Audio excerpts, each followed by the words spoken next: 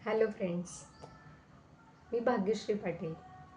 तुमचं माझ्या यूट्यूबमध्ये खूप खूप स्वागत आहे. तुम्हाला माझे व्हिडिओ आवडत असतील तर प्लीज तुम्ही लाईक करा, सबस्क्राईब करा आणि शेअर करा. तुमचं सबस्क्रिप्शन मिळाल्यानंतर मला मोटिवेशन मिळतं. मी जे व्हिडिओ करते ते व्हिडिओ चांगल्या पद्धतीत आहेत आणि ते दुसऱ्यांना आवडत आहेत असं मला वाटेल आणि मी अजून वेगवेगळे व्हिडिओ तुमच्यासाठी करत राहील. तर प्लीज तुम्ही माझ्यासाठी सबस्क्राईब करा. तर मी आज तुमच्यासोबत शेअर करणार आहे माझी प्रेग्नेन्सीची जर्नी. प्रत्येकाचा एक जिव्हाळ्याचा विषय असतो, तसाच माझा पण एक जिव्हाळ्याचा विषय आहे आणि खूप हार्डवर्किंग स्टोरी आहे. ती स्टोरी आज मी तुमच्यासोबत शेअर करणार आहे. तुम्हाला माझ्या स्टोरीतनं जर काही घेता आलं तर नक्की घ्या आणि तुम्ही शिका त्यातून, हे मला तुम्हाला आजच्या व्हिडिओमधनं सांगायचं आहे. एक तर पहिली गोष्ट, माझ्या लग्नाला 4 वर्ष झाल्यानंतर मी प्रेग्नेन्सीसाठी प्रयत्न करत होते. कारण की तुम्ही मागच्या व्हिडिओमध्ये बघितलं असेल, मी माझं घर घेण्यासाठी काय प्रयत्न केलेले आहेत ते प्रयत्न मी त्या व्हिडिओमध्ये तुमच्यासोबत शेअर केलेले आणि मी ते कसं पद्धतीने मी माझं घर घेतलं हे मी ते तुम्हाला त्यामध्ये सांगितलेलं आहे. जर तुम्ही तो व्हिडिओ बघितला नसेल तर तो व्हिडिओ नक्की बघा. तर माझे 4 वर्ष घर घेण्यासाठी मी जॉब करत होते. त्या प्रयत्नामध्ये माझं पूर्ण म्हणजे वेळ तिकडे गेला आणि मला म्हणजे तेव्हा बाळ पण नव्हतं पाहिजे, कारण माझं बाळ मला माझ्या स्वतःच्या घरामध्ये पाहिजे असं मी पहिलंच ठरवलेलं होतं. त्यामुळे आम्ही प्रेग्नन्सीचा विचारच केला नव्हता. अगोदर आम्ही म्हणजे जॉब करून पैसे साठवून आमचं स्वतःचं घर घ्यायचं आणि मग नंतर प्रेग्नन्सीचा विचार करायचा असं आम्ही सगळं ठरवलं होतं. ह्या सगळ्या ह्याच्यामध्ये आम्हाला 4 वर्षाचा कालावधी लागला. मग त्यानंतर मी लग्नानंतर 4 वर्षानंतर प्रेग्नन्सीसाठी प्रयत्न करायला लागले. त्यावेळेस मला आपली जी प्रॉब्लेम असते, मंथली सायकल जी असते ती बिघडली. अगोदर एकदम मंथ टू मंथ यायची आणि नंतर जेव्हा आम्ही प्रेग्नन्सीसाठी कन्सीव्ह करण्यासाठी प्रयत्न करत होतो तेव्हा ते सगळं मंथली सायकल हल्ली. मग डॉक्टरांकडे गेलो. डॉक्टरांनी मिस्टरांच्या काही टेस्ट केल्या आणि माझ्या पण टेस्ट केल्या. मग डॉक्टरांनी सांगितलं की तुम्हाला PCOD स्टार्ट झालेला आहे, तर तुम्हाला थोडा वेळ लागेल, पण होईल सगळं व्यवस्थित असं त्यांनी सांगितलं. मग त्यांनी आम्हाला काही टॅबलेट्स दिल्या आणि सांगितलं त्यांनी की व्यवस्थित जेवण करा, ग्रीन व्हेजिटेबल्स, फ्रूट्स ह्या सगळ्या गोष्टी व्यवस्थित जेवणामध्ये ठेवा आणि प्रयत्न करत राहा, तुम्हाला नक्की फळ मिळेल. मग ठीक आहे म्हणलं आम्ही. मग डॉक्टरांनी जसं सांगितलं तसं आम्ही केलं. गोळ्या वगैरे घेतल्या, व्यवस्थित जेवण वगैरे ठेवलं, सगळं छान पद्धतीने सगळं चालू होतं. मग एक 2 ते 3 महिन्यानंतर मला प्रॉब्लेम आला नाही. मग प्रेग्नन्सी टेस्ट करण्यासाठी मी प्रेग्नन्सी किट आणली आणि घरामध्ये मी चेक केलं. तर त्याच्यावर एक फेंट कलरची लाईन आली, म्हणजे पॉझिटिव्ह दिसलं. मग त्यानंतर आम्ही डॉक्टरांकडे गेलो. मग डॉक्टरांना सांगितलं संध्याकाळी की आम्ही असं असं झालेलं आहे. मग डॉक्टर बोलले ठीक आहे, एकदा प्रेग्नन्सी टेस्ट करतो. आणि मग डॉक्टरांनी ती प्रेग्नन्सी टेस्ट केली आणि तिथे निगेटिव्ह आली. मग मी डॉक्टरांना माझी पॉझिटिव्हची जी किट होती ती दाखवली, त्याच्यात फेंट लाईन दिसत होता. मग डॉक्टर बोलले नाही, तुमचं काहीतरी म्हणजे हे झालेलं आहे, तुम्ही प्रेग्नंट नाही आहात, ते कधी कधी अशा पद्धतीने येतं म्हणून. आणि जेव्हा ती प्रेग्नन्सीची म्हणजे किट जेव्हा पॉझिटिव्ह आले होते तेव्हा मी डोक्यामध्ये खूप काही विचार केलेले होते, काही स्वप्न रंगवलेले होते की माझं बाळ आल्यानंतर माझ्यासोबत काय काय होईल, काय काय नाही. हे सगळं आपल्या डोक्यामध्ये एखादी गोष्ट आली की आपण सगळं साठवून ठेवतो, तशा पद्धतीने मी पण साठवून ठेवलेलं होतं. मग पूर्ण म्हणजे एक स्वप्न तयार झालेलं होतं. ते स्वप्न पूर्ण त्या डॉक्टरांनी जेव्हा सांगितलं तेव्हा ते सगळं तिथे स्टॉप झालं आणि स्तब्ध, म्हणजे असं खूप वाईट वाटलं. मी तिथे काहीच नाही बोलले, शांत राहिले. मग डॉक्टरांनी सांगितलं की काही हरकत नाही, तुम्ही पुन्हा प्रयत्न करा, तुम्हाला नक्की यश मिळेल वगैरे असं सगळं त्यांनी सांगितलं. मग आम्ही घरी आलो. घरी आल्यानंतर मी शांत होते, एकदम शांत, म्हणजे मला कोणाशीच काहीच बोलायचं नव्हतं. मिस्टरांनी बघितलं ही शांत आहे वगैरे असं. मग मिस्टर ही काहीच बोलले नाही. मिस्टरांनी विचार केला की थोडा वेळ तिचं डोकं शांत होऊ दे, मग मी बोलतो. मग सकाळ झाली, मिस्टर गेले वॉक करण्यासाठी आणि मी घरात एकटीच होते. मी शांत बसलेली होते. मग मिस्टर आले. मग मिस्टरांनी मला विचारलं, तुला काय वाटतंय, तुझ्या मनात नेमकं काय चालू आहे, हे माझ्यासोबत तू शेअर तर कर. मग तेव्हा मी मिस्टरांना सांगितलं की मी अशी स्वप्न बघितली होती, असं तसं असे प्रॉब्लेम्स येत आहेत, मला आता भीती वाटायला लागली, जर मला बाळच झालं नाही तर मग मी काय करू, अशा तशा गोष्टी मी बोलायला लागले आणि खूप खूप मी रडले तेव्हा. मग मिस्टर म्हणले, आपलं अजून काही इतकं वय पण झालेलं नाहीये, तू अशा गोष्टी का मनात आणते, निगेटिव्ह विचार का करते, एकदा नाही मिळालं म्हणून काय झालं, पुढच्या वेळेस भेटेल ना आपल्याला फळ म्हणे, एवढा काय तू विचार करते म्हणे त्या गोष्टीचा, असं निगेटिव्ह राहू नकोस तू, आणि मी आहे ना तुझ्यासोबत म्हणे, मला काय वाटतंय का, ठीक आहे, एक वाईट क्षण आपल्या आयुष्यामध्ये आला होता आणि तो निघून गेला, आपल्याला आता त्याच्यासोबत त्याला आपल्याला फेस करायचंय आणि त्याच्यातून आपल्याला बाहेर पडायचंय का त्यात अडकून राहायचंय, हे तू ठरव बोलले. मग त्यांनी अशा बऱ्याच गोष्टी सांगितल्या.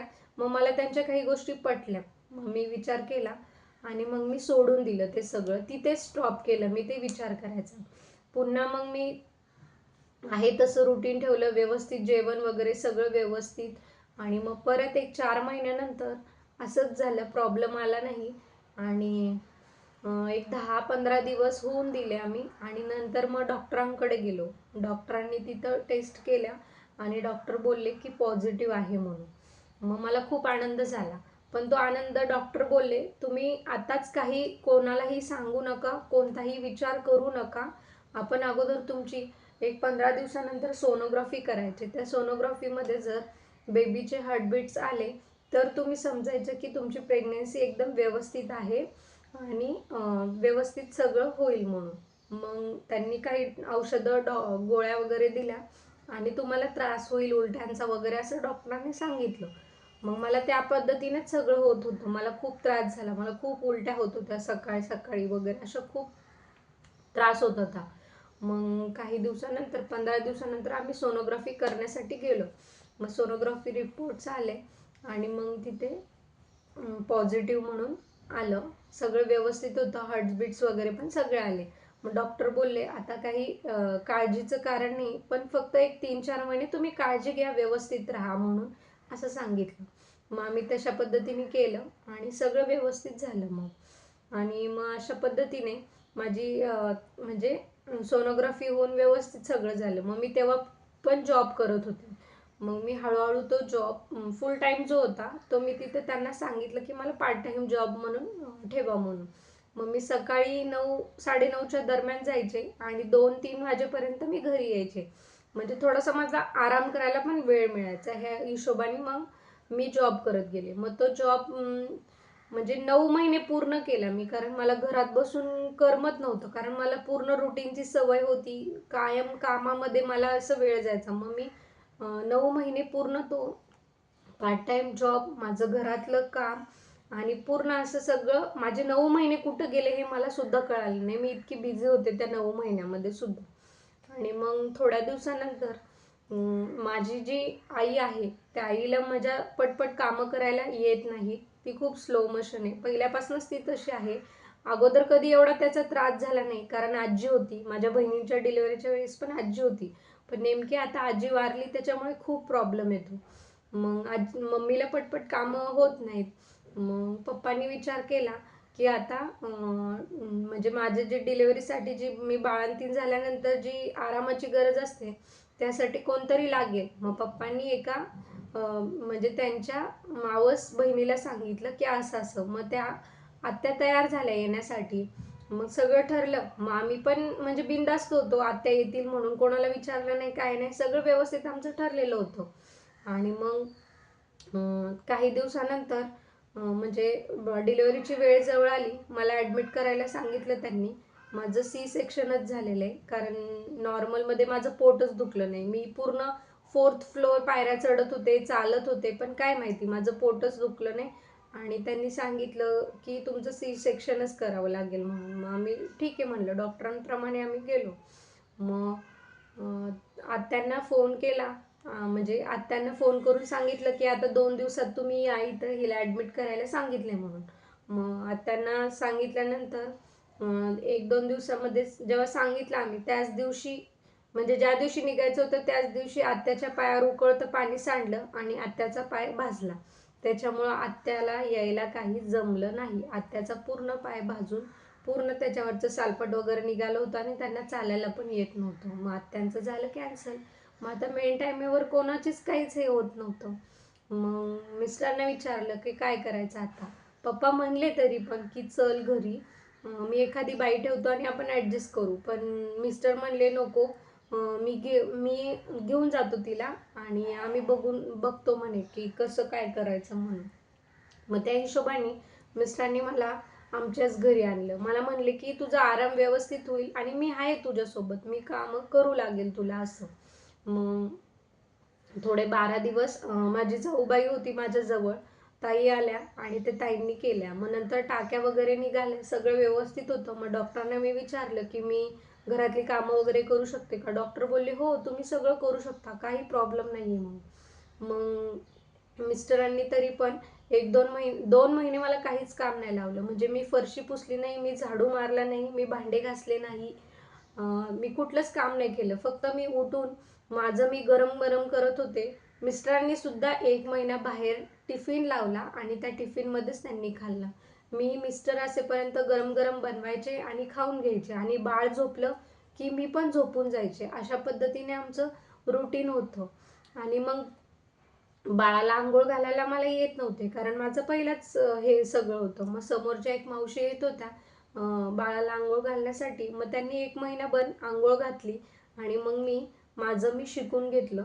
मग पुढच्या वेळेसपासून मी अंघोळ बाळाला घालायला लागले. मग अशा पद्धतीने एवढा खडतर प्रवास आम्ही दोघांनी पण, म्हणजे कोणी नव्हतं आमच्याजवळ आणि मिस्टरांनी खूप सपोर्ट केला. मिस्टरांनी अक्षरशः बाळाचे शीचे कपडे सुद्धा त्यांनी स्वच्छ करून मशीनमध्ये टाकलेले आहेत. त्यांच्या सपोर्टशिवाय मी काहीच म्हणजे करू शकले नसते. मग नंतर हळूहळू आम्हाला 1-2 महिने, आणि सुरुवातीला बाळ दिवसा झोपायचं, रात्री जागायचं, इतका त्रास व्हायचा. मला तर असं वाटायचं कधी कधी हे नको सगळं, नाही का, ही वेळ कधी निघून जाईल. खूप त्रास व्हायचा आणि डिलेव्हरी नंतर खूप रडायला वगैरे पण खूप येतं, म्हणजे ते सहन पण होत नाही आपल्याला, इतका त्रास होतो. कारण सांगायला कोणी नव्हतं, कोणीच जवळ नव्हतं. मग त्या हिशोबाने मम्मी म्हणत होती मी येते राहायला म्हणून, पण मिस्टर म्हणले नको, उगाच डिस्टर्ब होईल सगळंच, त्याच्यापेक्षा राहू दे बुवा तू, मी आहे तुझ्यासोबत असं. मग हळूहळू आम्ही तसा तो सगळा वेळ घालवला आणि देवाची लीला ही की आम्हाला कधीच कोणताच प्रॉब्लेम नाही आला. आम्ही दोघांनीच ही जर्नी, एवढी हार्ड जर्नी आम्ही दोघांनीच पार केली, सांगू नाही शकत. म्हणजे त्यांनी पण खूप हे केलं. ऑफिसला जाण्याच्या अगोदर सगळं आवरून घ्यायचे, आल्यानंतर परत आवरायचे, सकाळची भांडी सगळी पडलेली संध्याकाळी तेच घासायचे. म्हणजे सगळ्या पद्धतीने त्यांनीच सगळा सपोर्ट केला आणि त्या आम्ही जर्नीतनं बाहेर निघालो. मग 2-3 महिन्यानंतर मग सगळं व्यवस्थित झालं हळूहळू. आणि मग माझं सगळं व्यवस्थित पण झालं. माझं जेव्हा डिलेवरीच्या वेळेस म्हणजे माझी डिलेवरी होत होती तेव्हा माझं वजन 75 kg इतकं माझं वजन वाढलेलं होतं. ते वजन सुद्धा माझं मी कसं कमी केलं हे मी एका व्हिडिओमध्ये तुमच्यासोबत शेअर करेल. आणि माझं आता वजन आहे 53 kg, एवढा डिफरन्स आहे. तर हे सगळं सांगायचं कारण हे की तुम्हाला माहितीच असेल की म्हणजे ही जर्नी किती डिफिकल्ट आहे, किती हार्ड वर्किंग आहे हे सगळं. त्याच्यातून आम्ही कसं बाहेर पडलो हे तुम्हाला सांगते. म्हणजे कोणीच कोणासाठी नसतं किंवा वेळेला आपल्या कोणीच येत नाही. सासूबाईंना सांगितलं, सासूबाई म्हणल्या मी नाही करणार, तुम्ही तुमचं करून घ्या, असं ह्या पद्धतीने. म्हणजे मला ह्या व्हिडिओत ना असं सांगायचं आहे, अशक्य असं काहीच नाही, फक्त आपली तयारी पाहिजे करायची. एवढी डिफिकल्ट जर्नी सुद्धा आम्ही क्रॉस केली, हे मी तुम्हाला ह्या व्हिडिओमधनं सांगते. त्याच्यामुळं होता येईल तेवढं पॉझिटिव्ह राहा. आलेला प्रत्येक प्रसंग म्हणजे ही आपली परीक्षा घेण्यासाठी ही वेळ आलेली असा विचार करा आणि त्यातून बाहेर पडा.